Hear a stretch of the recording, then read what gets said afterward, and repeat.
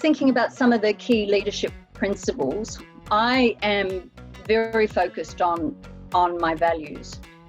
I need to know that I can operate in an organization and be consistent with my values. And so when I'm leading, I'm using those all the time. So for me, it is about authenticity. It's about being visible in terms of leadership. You can't do this. You can't lead from behind a screen. You can't lead from your office, and you have to be engaged in what's happening. And I think you have to be consistent. It doesn't mean you can't change. And it's really interesting. I don't know if anybody had read in the Wall Street Journal or the Financial Times, but Mark Zuckerberg just recently said that he's stepping back into leading the organization because in a time of war, you need a leader who will go to war. And for him, it isn't just about COVID-19, it's about all the other things that are attacking Facebook, such as privacy, how data shared, all of those components. You look at how your leadership is going to be consistent over time, but using different elements of it. And the key thing with leading, either in a crisis or at any time, is practice. You have to have practiced, who's your first point of call, where do you get the information from, who's your strongest person for coordinating. You do have to go through all of those things.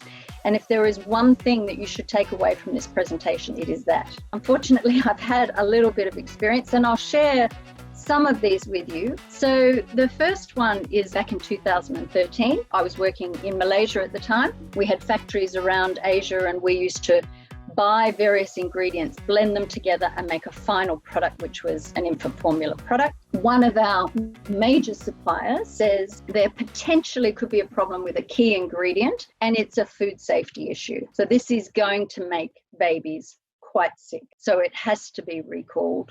We immediately go into our crisis management piece. We get the batch numbers. We're working with retailers, and the major supplier advises us of the batch numbers of the affected products, and we start the recall. The problem was their processes were so poor that they could never identify the final batch numbers. So we started advertising, here's a batch number B, C, D, and then 5 minutes later, we'd have to come back and go, oh no, it's not that one, it's C, D, E. And then 5 minutes later, we'd have to come back and go, oh, actually, it's DEF. Because they didn't know what the batch numbers that they had sent to us, we couldn't be consistent around the messaging to our consumers. And so all of our consumers just went into a panic mode. We had to take all of our normal sales team and everybody who wasn't kind of working in the factory and put them to answering consumer calls and inquiry, because all of a sudden you literally have hundreds and hundreds of thousands of mothers ringing up going, is my baby going to die? And so we had people working 20 hours a day just answering web inquiries, phone inquiries, all of those sorts of things. And it went on for literally weeks. My role in this was to lead my team and make sure my team knew what we needed to do.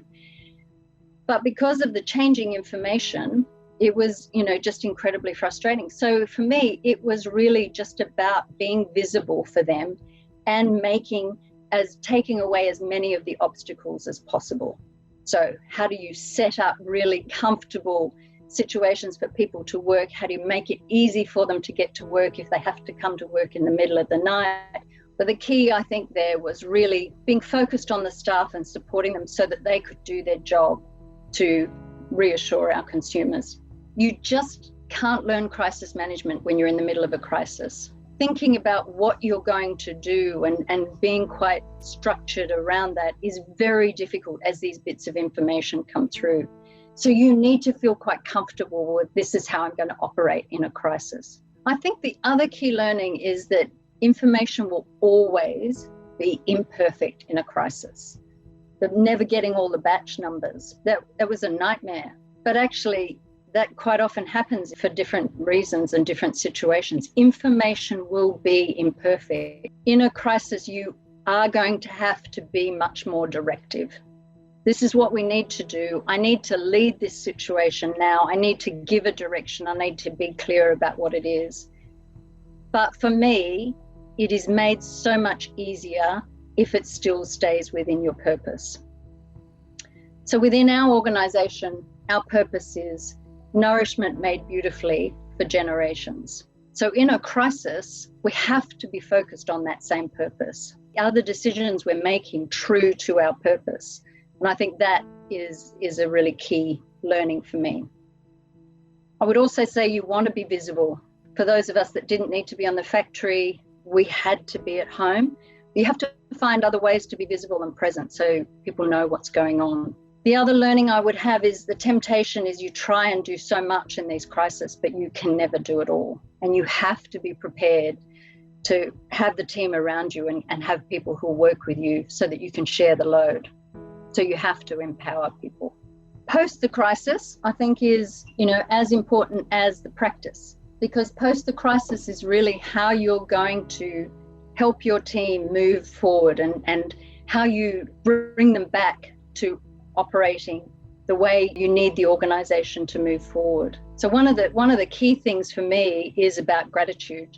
This is a note. So when we had this particular crisis in Malaysia, we had over 250 people working 20 hours a day, and I hand wrote every single person a thank you note to say, thank you for, it was just really small and thank you.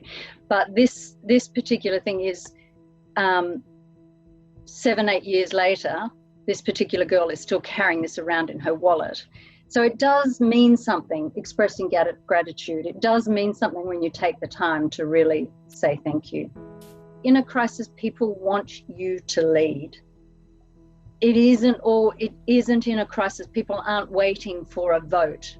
They want to know, how do we get through this? How do we know we're safe? How do we know that we're moving forward? So you will have to adjust your style if it has been more collegiate over the time. And you can go back. Doesn't mean it's a permanent adjustment. Because I believe in a crisis, your team want you to really lead strongly and give them that strong leadership as an overview.